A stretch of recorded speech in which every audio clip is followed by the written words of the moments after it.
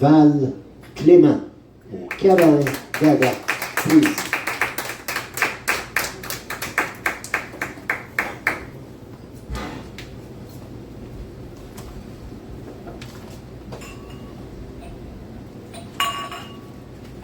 Vous commencez à me connaître. Comme d'habitude, j'ai plein de petits textes. Pour ces nuits que je l'oublie. Pour une nuit quand ses mains me touchent, comme ses yeux me regardent, sa bouche sur la mienne. Pour une nuit que je suis la sienne. Pour une nuit qu'il ne soit pas lui l'hostie. Pour une nuit sans penser à lui. Pour une nuit sans souci. Pour une nuit que lui, il tombe dans l'oubli. Pour une nuit quand ses mains me parcourent, comme ses yeux me font la cour, sa bouche qui me savoure. Pour une nuit, c'est à son tour. Pour une nuit que je ne consacre pas à lui. Pour une nuit, pour une nuit, pour une nuit. Pour une nuit quand ses mains me touchent, comme ses yeux me regardent, sa bouche sur la mienne. Pour une nuit, enfin, j'en oublie la sienne. Pour une nuit sans qu'il ne soit lui. Pour une nuit avec il, sans lui l'hostie. Pour une nuit, juste une nuit, juste des fois, pour que j'oublie lui, juste des nuits, des nuits. Lui, le Frédéric de la campagne. Lui, le Frédéric de la campagne, lorsqu'il s'acharne, il gagne. Lui, le Frédéric dynamique, dû à son blanc restant à l'entrée de son nez, il avait dû me convaincre pour que je lui dise oui. Lui, le Frédéric de la campagne, charme les femelles avec une aisance exceptionnelle. Imbu de sa personne, tel un narcissique, lui, le Frédéric unique, trafique le destin à son avantage à ses fins. Il étudie sa proie pour savoir quelle sera la bonne technique pour que la fille pense que c'est magique. Lui, le Frédéric de la campagne, profileur et manipulateur, connaît sa chanson par cœur pour faire fondre ses conquêtes. Il m'écoeure. Lui, le Frédéric, pour qui j'avais un méchant kick en plein cœur, d'un couteau, il pique en réplique et réplique en continu.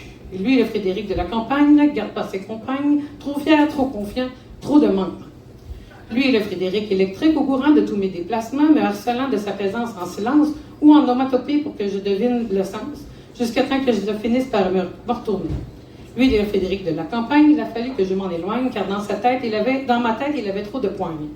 Lui, le Frédéric romantique, impulsif et colérique, de rêve parfait à cauchemar idyllique. Réalité fictive. Vous êtes-vous déjà demandé si ce qu'on vit, c'est la réalité? Genre, est-ce que nos âmes sont toutes dans le bon corps? Je ne fais pas référence au genre à la naissance. Imaginez. À la naissance de nos âmes, il y aurait un full grand monsieur musclé qui tire au canon. Nos âmes pour qu'elles rejoignent notre corps. Mais là, il se passe de quoi? Une distraction quelconque. Un rapichou. Ou même, en même temps qu'il tire une âme. Il manque son coup, puis ben voilà. Deux âmes ne sont pas dans le bon corps. Toute leur vie, ils sont mêlés, persuadés qu'ils ne vivent pas ce qu'ils devaient vivre réellement. Ou genre à la mort, la réincarnation. Le gars qui repitche les âmes qui n'ont pas fait leur 7e tour, puis qui doivent se réincarner. Le pitcher, il se fourre dans son registre. Puis il fait lui aussi tout chier la patente.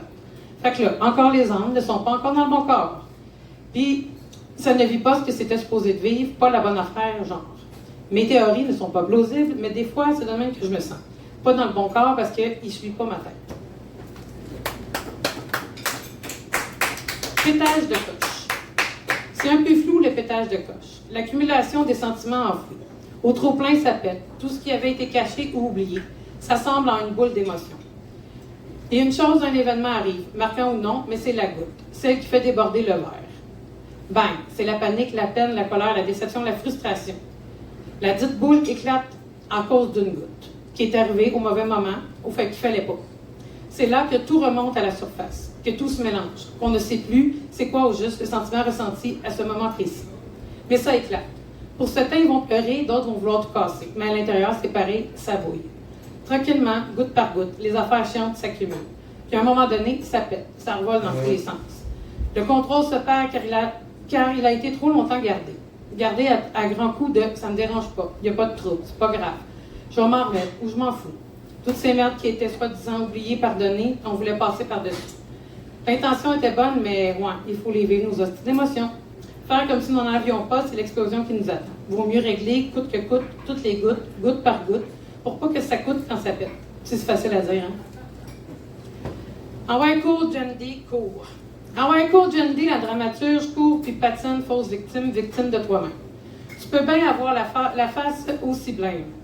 T'avances, frère honteuse remplie de gêne et de haine envers toi-même.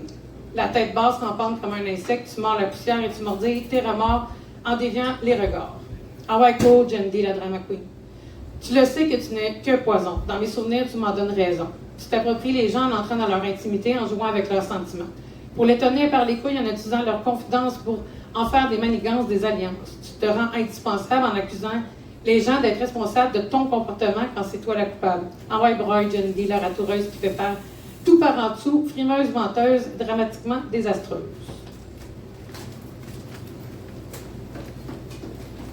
Lui, tu vas l'aimer, Martin. Les vers du Dada Boisvert. Dada dit Dada. Le dadaïsme lama fait des vers et les esprits sont ouverts avec de la poésie qui danse dans les vers à Boisvert. De micro libre à totalement libre, libérer le micro en équilibre. Si tu vois l'optique du verre, viens lire des vers ou boire une bière avec Dada Boisvert. Ça passe au verre, le micro est ouvert. Viens lire ton histoire, chanter ton calvaire ou nous faire rire à se rouler par terre. Le Dada, c'est ça l'affaire. Personne ne te lancera de tomates. Il y a juste une fois, il y a du beurre qui a flyé à cause de Madame Butterfly et son abat-chapeau de jour qu'elle met le soir. Olé! Mais au prix du beurre, cette fois-là, il fallait être là. C'était un lundi soir, au lundi Dada, avec le dadaïsme lama. Ma petite diablesse se voit. La petite diablesse en moi, pas tant cachée, trouve plutôt amusant de voir aller ceux qui croient m'avoir dupé.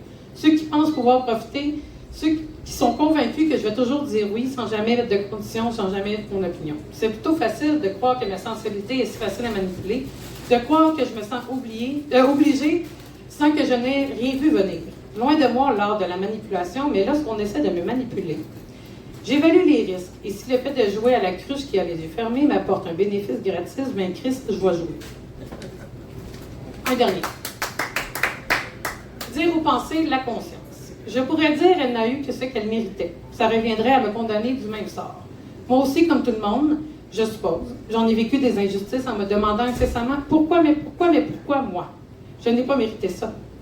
Donc, si j'approuve que son malheur, elle l'a cherché, je devrais me dire que je n'ai eu que ce que je méritais. Les punitions et les conséquences sont-elles toujours justes? Mais non. Tout dépend de l'action commise et de ceux qui les jugent. Accusés à tort mais condamnés n'ont pas les conséquences à la hauteur de leurs actes et les coupables en liberté n'ont pas la pénitence qui leur est due. Alors, je ne peux pas me réfugier dans la satisfaction qu'elle n'a eu que ce qu'elle méritait. Je ne peux pas jouir de ses malheurs. C'est peut-être mon orgueil qui ne veut pas prendre le mérite de certains sorts plutôt poches qui me sont arrivés. Ça ressemble un peu à « ne fais pas aux autres ce que tu ne veux pas qu'ils te fassent », le karma. Mais si je pense qu'elle le mérite, ce qu'elle a semé, sans le dire, est-ce que ça me condamne quand même?